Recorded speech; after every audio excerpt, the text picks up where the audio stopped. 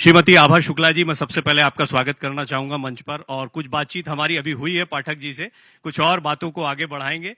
भाई तालियां तो होनी चाहिए। श्रीमती आभा शुक्ला जी, ऊर्जा सचिव महाराष्ट्र सरकार, जिनके प्रयासों का जिक्र अभी पाठक जी ने भी अपनी बातचीत में किया था, तो उसको थोड़ा विस्तार से जानने की कोशिश करेंगे।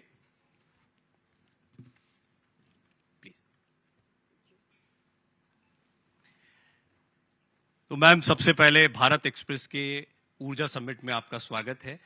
और दूसरी महत्वपूर्ण बात, एक अभी हमने पाठक जी से कई बातचीत की, तो कुछ महत्वपूर्ण बिंदु आए जिसमें मेरी दिलचस्पी थी नेट जीरो को लेकर। नेट जीरो एक ऐसा मकसद रखा गया, पूरी दुनिया के लिए बहुत महत्वपूर्ण है, भारत उसमें बढ़ चढ़कर हिस्सेदारी ले रहा है। महाराष्ट्र उसमें किस तरह से योगदान दे रहा है, किस तरीके से हम इसको अचीव कर पाएंगे। 2070 तक का टारगेट हो सकता है हम और पहले इसको अचीव कर लें, ऐसे हमारे प्रयास हैं। तो हमारे प्रयास क्या हैं और कैसे हम इसमें आगे बढ़ रहे हैं? तो जैसा हम सब जानते हैं कि एनर्जी सिक्योरिटी जो है वो एक बहुत महत्वपूर्ण मुद्दा है सारे डेवलपिंग नेशंस के लिए। जितने डेवलप्ड नेशंस हैं वो बेसिकली सस्टेनेबल डेवलपमेंट की बात करते हैं। जब हम सस्टेनेबल डेवलपमेंट की बात करते हैं उसका मतलब है कि CO2 का एमिशंस हमको नीचे लाने हैं।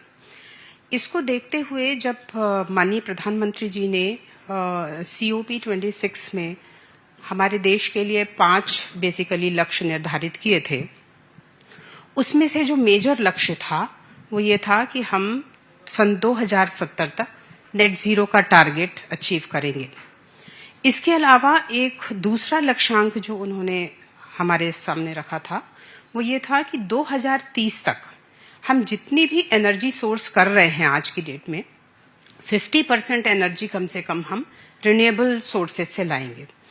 अब इस लक्ष्य को पूरा करने के लिए सारे राज्यों का सहभाग होना जरूरी है, स्पेशली ऐसे राज्य जहां पे इकोनॉमिक डेवलपमेंट बहुत हुआ है, जहां पे इंडस्ट्रीज ज्यादा हैं, कॉमर्शियल एक्टिविटीज हैं।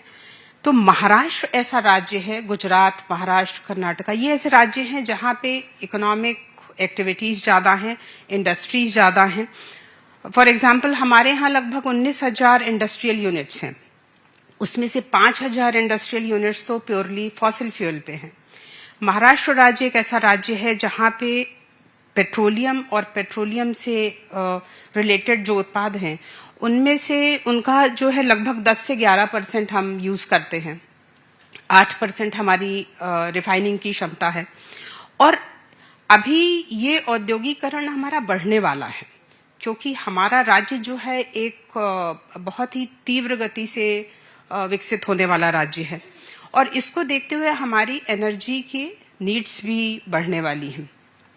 तो एनर्जी नीड्स जब बढ़ रही हैं तो हमें ये देखना है कि जो राज्य के सामने और जो नेशन के सामने माननीय प्रधानमंत्री जी ने एक संकल्प सामने रखा है और जो संकल्पना रखी है जी, उस संकल्पना को हम किस तरह से पूरा करते हुए इक्विटेबल डिस्ट्रीब्यूशन ऑफ एनर्जी ये इंश्योर कर सकें। तो इस दिशा में बेसिकली हमारे सारे प्रयास आज की डेट में हैं। महाराष्ट्र ब्लेस्ड है कि वो ऊर्जा का उत्पादन या इलेक्ट्रिसिटी का उत्पादन ज्यादा कर पा रहा है, या आप लोगों के प्रयास कुछ ऐसे हैं जिसकी वजह से आप अन्य राज्यों के मुकाबले बेहतर कर पाते हैं? ओके, तो मैं ये कहूंगी कि ये बात सही है कि हमारे पास जिस तरह के प्राकृतिक स्रोत हैं वो अपने आप में बहुत मजबूत हैं। राज्य का क्षेत्रफल खूब है, जनसंख्या है, साथ में उद्योग हैं और कॉमर्स एक्टिविटीज भी हैं। अब जहां एक तरफ ये चैलेंज है, दूसरी तरफ वही अपॉर्चुनिटीज में कन्वर्ट हो जाता है। आज की डेट में हमारे पास यदि मैं ये बात करूं कि हमारे पास में फॉसिल फ्यूल बेस्ड कितना एनर्जी रिसोर्सेज है, तो लगभग 30,000 मेगावाट के एनर्जी रिसोर्सेज महाराष्ट्र में बेस्ड हैं। उसमें से 9,000 मेगावाट के रिसोर्सेज तो खुद हमारी जनरेशन कंपनी जो है राज्य की उसके पास है।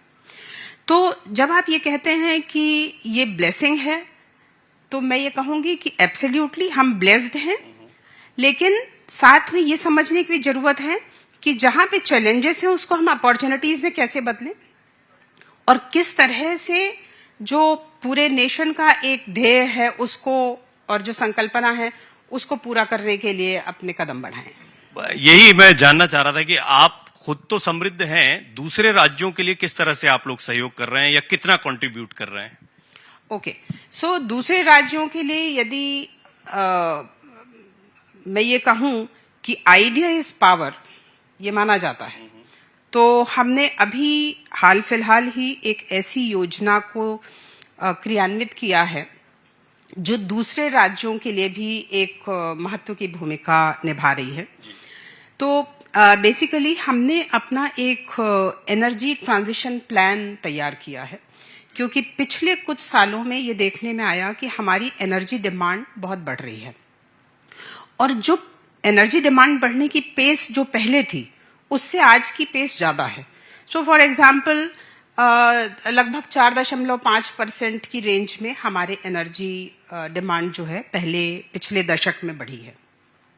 लेकिन अगले दशक में जो हमारे राज्य में माननीय ऊर्जा मंत्री ने $1 ट्रिलियन इकोनॉमी की बात की है, जब वो मुख्यमंत्री थे उस समय उन्होंने ध्येय सामने रखा था महाराष्ट्र राज्य के, तो उसको देखते हुए हम ये जानते हैं कि आगे हमारा डेवलपमेंट फास्ट होने वाला है और यदि डेवलपमेंट फास्ट होगा तो उसके हिसाब से हमारी एनर्जी नीड्स भी बढ़ेंगी। उसके लिए हमने अभी से अपने प्रयास शुरू कर दिए हैं। हमारा ऑलरेडी एनर्जी ट्रांजिशन प्लान तैयार हो गया है। आज की डेट में यदि मैं बात करूं कि हमारी एनर्जी रिक्वायरमेंट कितनी है और अगले 7 साल में या 10 साल में वो कितनी बढ़ेगी, तो मैं आपको ये बता सकती हूँ कि आज की डेट में हमारा लगभग 185,000 मिलियन यूनिट्स, ये हमारी आज की डिमांड है और हम ये मान के चल रहे हैं कि जो पेस हमारी है लगभग 6.5% की पेस पे ये बढ़ रही है, तो ये बढ़ते बढ़ते 2030 तक लगभग 280,000 मिलियन यूनिट्स पे पहुंचेगी। आज की डेट में हमारा जो पीक पावर रिक्वायरमेंट है वो 29 गीगावाट का है, जो कि अगले 7 सालों में 45 गीगावाट का होगा। अब इस सारी परिस्थिति को देखते हुए ये बहुत जरूरी है कि हम अपने जो तीनों रिसोर्सेज हैं, हमारे रिसोर्सेज में मेन हमारी ये जो तीनों कंपनियां काम कर रही हैं, जनरेशन कंपनी है, ट्रांसमिशन कंपनी है और महावितरण है, ये तीनों कंपनियां आज की डेट में एनर्जी ट्रांजिशन प्लान पे काम कर रही हैं ताकि हम जनरेशन के थ्रू जितनी हमारी रिक्वायरमेंट है उसको मीट कर सकें, ट्रांसमिशन नेटवर्क के स्ट्रेंथनिंग के थ्रू हम जितनी रिक्वायरमेंट जिस एरिया में है, बेसिकली आज की डेट में महाराष्ट्र में कुछ डिमांड हॉटस्पॉट्स हैं और कुछ सप्लाई हॉटस्पॉट्स हैं, क्योंकि सारा का सारा ट्रांजिशन अभी हमको रिन्यूएबल एनर्जी की तरफ करना है। तो पहले जो एनर्जी बेसिकली ईस्टर्न महाराष्ट्र से आती थी, वेस्टर्न महाराष्ट्र में ईस्ट वेस्ट कॉरिडोर हमने डेवलप किया, लेकिन जो हमारा सोलर एनर्जी आ रही है वो नॉर्थ साउथ कॉरिडोर में आ रही है। सारे बीड, जालना, धुले, परभनी, इन जगहों पे सोलर एनर्जी का जो है बहुत ज्यादा उत्पादन हो रहा है। उसके हिसाब से हमने 6 कॉरिडोर्स, ट्रांसमिशन कॉरिडोर्स आइडेंटिफाई किए हैं, जिसका डेवलपमेंट हमको अगले 4-5 सालों आपने में 10% के आसपास बनाना भी शुरू कर दिया है, अपना उपभोक्ताओं को रिन्यूएबल एनर्जी देना भी शुरू कर दिए, या उससे आपकी पूर्ति? एब्सोल्युटली, हमारे यहाँ अभी रिन्यूएबल एनर्जी में यदि आप एनर्जी मिक्स की बात करें तो लगभग 72% एनर्जी जो है वो आज भी फॉसिल फ्यूल्स से जो होता है, थर्मल एनर्जी हम यूज कर रहे हैं। तो इसको हमको ले जाना है 50% तक, और उस वजह से हमने रूफटॉप सोलर, जो कि माननीय प्रधानमंत्री जी ने अभी उस पे और एम्फेसाइज करके एक नई योजना जाहिर की है, उस पे काम हो रहा है। उसके अलावा हमने एग्रीकल्चर सेक्टर को पूरा का पूरा सोलराइज करने का एक बड़ा प्रयास महाराष्ट्र में किया है। इस प्रयास के बारे में मैं विस्तार से जानूंगा, लेकिन देखिए, कुदरत की ब्लेसिंग एक चीज होती है। जब रिन्यूएबल एनर्जी की बात आती है, नवीकरणीय ऊर्जा की बात आती है, तब तो इंफ्रास्ट्रक्चर और बराबर का कंपटीशन होता है। इस कंपटीशन में भी आप अन्य राज्यों के मुकाबले बेहतर दिखाई देते हैं, ये आंकड़ा बताता है। ये कैसे हुआ? इसमें आप लोग किस तरीके से आदर्श बन सकते हैं अन्य राज्यों के लिए? कौन से ऐसे कदम आपने उठाए जो इसको सक्सेसफुल बना सकते हैं और आने वाले समय के लिए एक बड़ी उम्मीद जगा सकते हैं? महाराष्ट्र में नेचुरली एज वी सेड कि महाराष्ट्र ब्लेस्ड है, यहाँ पे सोलर एनर्जी उत्पादन का बहुत स्कोप है और इनफैक्ट महाराष्ट्र राज्य जो है वो रिन्यूएबल एनर्जी में सेकंड नंबर पे हुआ करता था। पिछले कुछ सालों में ऑफ कोर्स हमारा डेवलपमेंट शायद वो पेस कहीं ना कहीं छूट गया और हम आज पूरे नेशन में 5वें नंबर पे हैं। लेकिन मैं आपको ये प्रॉमिस कर सकती हूँ कि माननीय ऊर्जा मंत्री ने हमको जो डायरेक्शन दिया है उसको देखते हुए हम अगले 2 सालों में हमारा जो स्थान है वो फिर से दूसरे नंबर पे आ जाएगा। उसका कारण ये है कि हमने अपना एक महत्वपूर्ण जो निर्णय था वो एग्रीकल्चर सोलराइजेशन का, उसको इम्प्लीमेंट करने का कार्यक्रम शुरू किया। 2017 में ये संकल्पना महाराष्ट्र में माननीय देवेंद्र फडणवीस जी ने शुरू की थी। ये है distributed agriculture solar energy production की। तो इसका कॉन्सेप्ट ये है कि आप विलेज लेवल पे, जहां पे कि आपका सब स्टेशन है, फीडर है, एग्रीकल्चर फीडर, उस लेवल पे जितनी रिक्वायरमेंट है उसके हिसाब से एनर्जी प्रोड्यूस करके वहीं पे उसको यूटिलाइज करें। इसी संकल्पना को आगे बढ़ाते हुए बाद में 2019 में पीएम कुसुम स्कीम जो है वो लाई गई केंद्र शासन के द्वारा। लेकिन पीएम कुसुम में भी बहुत ज्यादा डेवलपमेंट नहीं हुआ था। हालांकि हमारे पास लगभग 500 मेगावाट एनर्जी उसमें से आई, जिसमें से 1 लाख लोगों को, 1 लाख किसानों को आज की डेट में एनर्जी मिल रही है। लेकिन पीछे हमने लास्ट ईयर ये रियलाइज किया कि हमको अपना पेस बहुत बढ़ाना जरूरी है। तो हमने यहाँ पे मिशन 2025 डिक्लेयर किया। मिशन 2025 बेसिकली क्या था कि हमारे यहाँ लगभग 10,000 एग्रीकल्चर फीडर्स हैं, उसमें से कम 30% फीडर्स को, मतलब लगभग 3,000 फीडर्स को हम 2025 दिसंबर तक सोलराइज कर देंगे। इस कॉन्सेप्ट को जब हमने इम्प्लीमेंट करना शुरू किया तो हमने इसमें पहले ये स्टेक होल्डर कंसल्टेशन के थ्रू ये समझने की कोशिश की कि जो डिस्ट्रीब्यूटेड रिन्यूएबल एनर्जी है उसके जनरेशन में कहाँ पे बॉटलनेक्स हैं, और उन बॉटलनेक्स को आइडेंटिफाई करके हमने अपनी स्कीम का रीडिजाइनिंग किया, री इंजीनियरिंग किया, और उसके जितने एस्पेक्ट्स थे उसमें लगभग 7-8 मेजर एस्पेक्ट्स थे जो कि डेवलपर फ्रेंडली नहीं थे, और इस वजह से बेसिकली सोलर एनर्जी डिस्ट्रीब्यूटेड आरई डेवलप नहीं हो रही थी। किसानों की जिंदगी और एनर्जी या ऊर्जा ये किस तरह से जुड़ी हुई है? महाराष्ट्र में इसको लेकर क्या काम किए जा रहे हैं, खास तौर पर रिन्यूएबल एनर्जी को लेकर? महाराष्ट्र में लगभग 1 करोड़ से ज्यादा किसान हैं और हमारे पास जो पंपों की संख्या है वो लगभग 45 लाख के आसपास है। हमारा जो पूरा ट्रांसमिशन सिस्टम है वो ट्रांसमिशन सिस्टम पे इतना लोड है कि बहुत हद तक महाराष्ट्र में किसानों को दिन के समय हम बिजली उपलब्ध नहीं करा पा रहे थे। तो आज की डेट में जो किसानों को सिंचाई के लिए बिजली उपलब्ध कराई जाती है वो 8-8 घंटे के साइकिल में उपलब्ध कराई जाती है। तो 50% किसानों को जो ऊर्जा मिलती है वो रात्रि के समय मिलती है। तो किसानों की ये लंबे समय से डिमांड थी कि उनको दिन के समय इलेक्ट्रिसिटी अवेलेबल कराई जाए।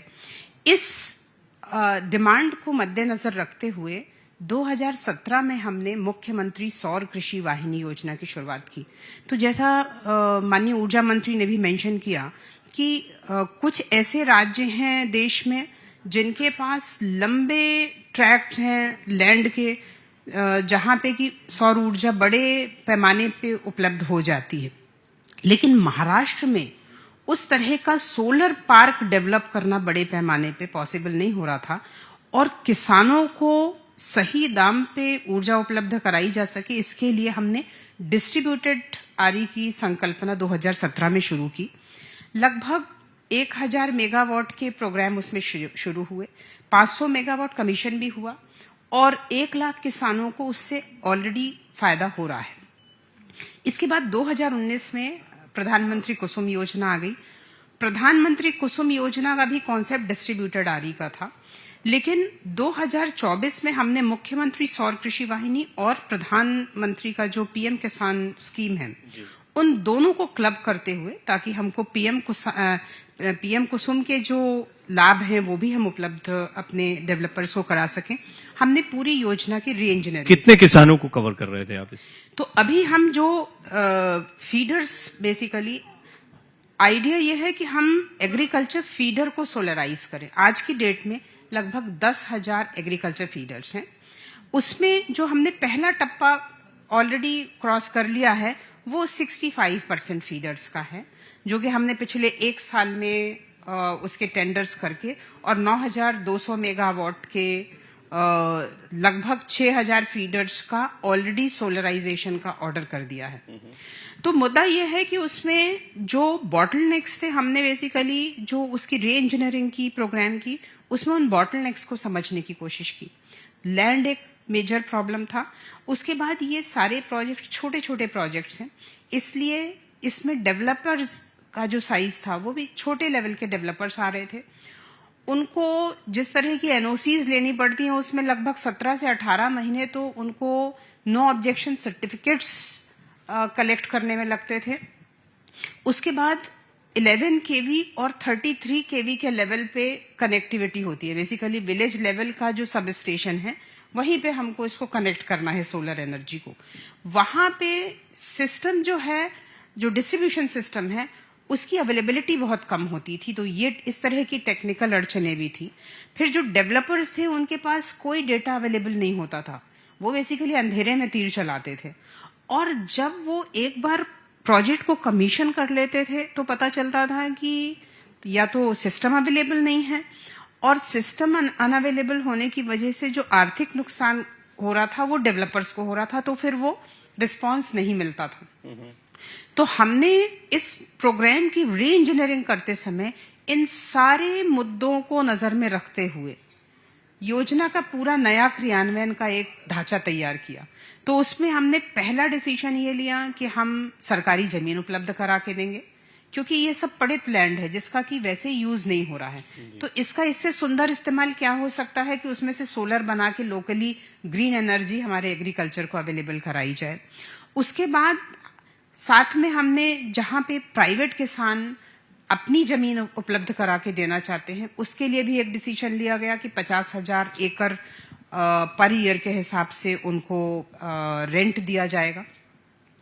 फिर सारे सिस्टम की स्ट्रेंथनिंग के लिए हमने स्पेशल बजटरी प्रोविजंस किए।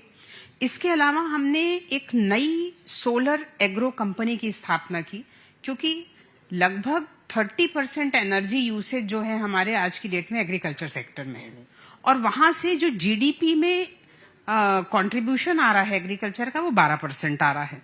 तो हमने ये किया कि इन किसानों को दिन में ऊर्जा उपलब्ध कराने के लिए एक अलग सोलर कंपनी की स्थापना की, और उस सोलर कंपनी के अंदर हमने एसपीवी मोड में बेसिकली ये योजना क्रियान्वित की।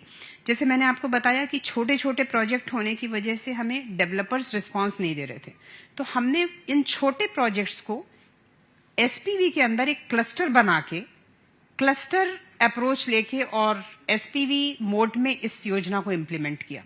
तो आज की डेट में हमारे पास 50 मेगावाट से 250 मेगावाट तक के क्लस्टर्स हैं।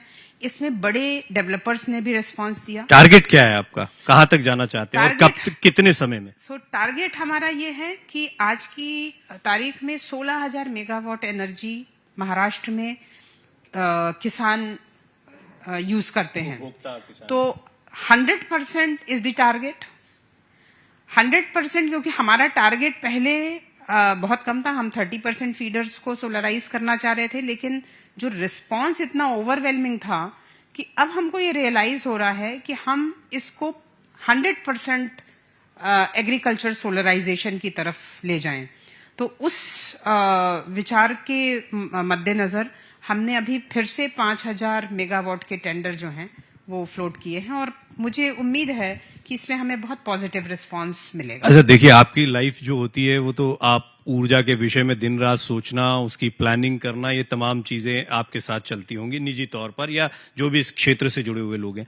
आम लोग जब भी रिन्यूएबल एनर्जी के बारे में सोचते हैं, सुनते हैं, तो बहुत ज्यादा लोगों को लगता है फैंसी बात है, मतलब उनको समझ में नहीं आता है कि बैकग्राउंड में कितना काम चल रहा है। और क्योंकि महाराष्ट्र ने एक मिसाल कायम की है, माननीय उप मुख्यमंत्री जी इस बारे में अभी कह भी रहे थे इसी मंच पर, उन्होंने बताया कि हम बेशक नंबर 1 में प्रोडक्शन में ना हो, लेकिन डिस्ट्रीब्यूशन के मामले में या इसका इस्तेमाल करने के मामले में, इसको लोगों तक पहुंचाने के मामले में हम नंबर 1 है।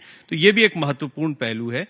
लोगों को कितना अवेयर आप कर पाए हैं, या इससे सचमुच लोगों का कोई लेना देना नहीं है कि उनको एनर्जी रिन्यूएबल मिल रही है कि उनको परंपरागत कोल से जो जनरेटेड इलेक्ट्रिसिटी मिल रही है वो मिल रही है? इसको लेकर कोई मुहिम चल रही है कि लोग अवेयर हों, खुद ज्यादा सोलर एनर्जी का इस्तेमाल करें, इंडिविजुअल लेवल पर वो कितना इस्तेमाल कर सकते हैं? तो ये बात आप बिल्कुल सही कह रहे हैं कि जनरल पब्लिक को जिस चीज से बेसिकली उनका जो मेन कंसर्न होता है वो ये होता है कि उनको माफिक दरों पे बिजली उपलब्ध कराई जाए।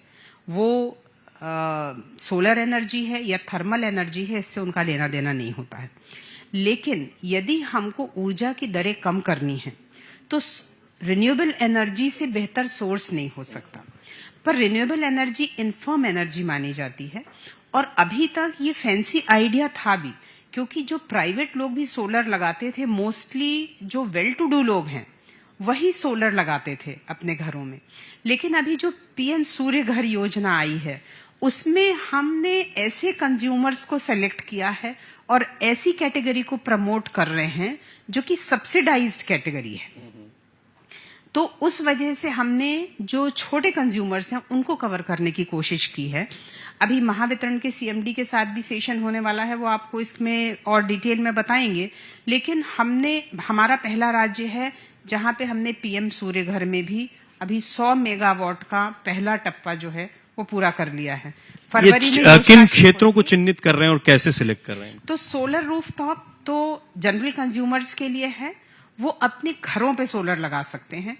उसमें केंद्र शासन की तरफ से सब्सिडी है, उसके अलग अलग स्लैब्स उन्होंने दिए हैं कि किस स्लैब पे कितनी सब्सिडी दी जाएगी। इसलिए इसमें हमने सारे जनरल कंज्यूमर्स को कवर किया है और इस पे बहुत अच्छा रिस्पांस मिल रहा है। और मुझे लग रहा है कि पीएम सूर्य घर एक बार सक्सेसफुल होने के बाद आरी पावर जो है वो इतना फैंसी आइडिया नहीं रह जाएगा। मुझे भरोसा नहीं हो रहा, ऊर्जा समिट जब होने वाला था तो फिर इस पे काफी पढ़ाई लिखाई करनी पड़ी, लेकिन आपके साथ ये दूसरा सेशन चल रहा है और विश्वास करिए कि बहुत सारे सवाल जो है जेनरिक आम लोगों के लिहाज से भी मेरे दिमाग में लगातार आते जा रहे हैं, क्योंकि सेशन को अब हम अंतिम दौर में ले जाएंगे। तो फटाफट कुछ महत्वपूर्ण सवाल आपके सामने रखना चाहता हूं। पहला तो नेट जीरो पर आपने काफी बातें की हैं, लेकिन नेट जीरो को लेकर हम जब प्रदूषण की स्थिति को देखते हैं, जब हम देश के हालात को देखते हैं, दिल्ली से आ रहे हैं, दिल्ली के हालात तो आप सुनते ही होंगे, महाराष्ट्र इस मामले में या मुंबई थोड़ा बेहतर उस स्थिति में दिखाई देता है।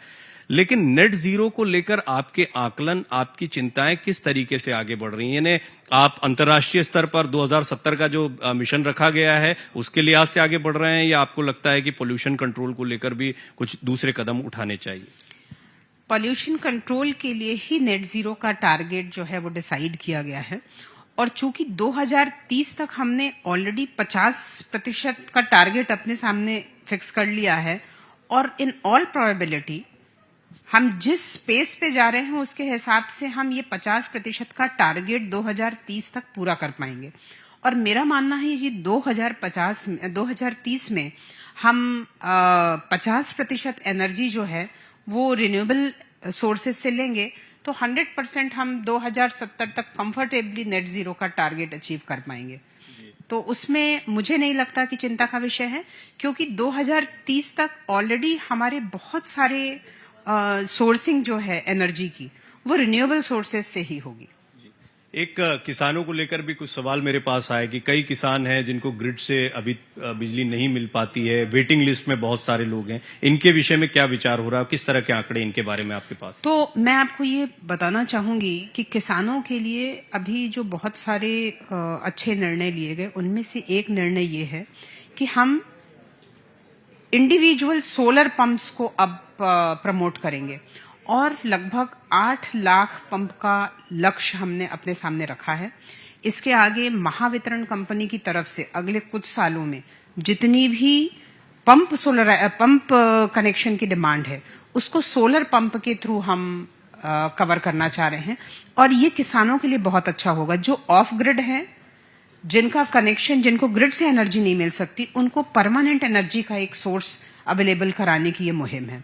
और इसमें महावितरण और महाऊर्जा ये 2 एजेंसियां महाराष्ट्र में काम कर रही हैं, जिनके मार्फत अगले 2-3 सालों में हम 8 लाख सौर ऊर्जा पंप, ऑफ ग्रिड सौर ऊर्जा पंप लगाएंगे। जी, एक चलते चलते मुझे इस बारे में अवश्य बताइए कि आपको लगता है कि आने वाले समय में महाराष्ट्र कुछ ऐसे मॉडल क्रिएट कर पाएगा जो अन्य राज्यों के लिए, जो एक हेल्दी कंपटीशन की बात देवेंद्र जी कर रहे थे, तो कुछ इस तरह के मॉडल्स पर आप काम कर रहे हैं जो अन्य राज्यों के लिए भी एक मिसाल की तरह सामने आए, जो आपको लगता है कि हाँ इसको रखना चाहिए, महाराष्ट्र की तरह फॉलो करो? एब्सोल्युटली। तो एक तो हमने डिस्ट्रीब्यूटेड सोलर आरी एक हमारा पहला मॉडल है। दूसरा, अभी जितनी भी लिफ्ट इरिगेशन स्कीम्स हैं महाराष्ट्र की, उसके सोलराइजेशन की भी हमने एक मुहिम शुरू की है। इसके अलावा जो एनर्जी ट्रांजिशन प्लान है उसमें आज की तारीख में महाराष्ट्र नंबर 1 पे है। हमने जो मॉडल बनाया है एनर्जी ट्रांजिशन का, मिनिस्ट्री ऑफ पावर ने उसको फॉलो करने का भी गाइडलाइंस दूसरे राज्यों को दी है। मेरा मानना है कि हमारा जो बेसिक उद्देश्य है वो ये है कि महाराष्ट्र एनर्जी ट्रांजिशन में लीडरशिप की भूमिका में आए जी।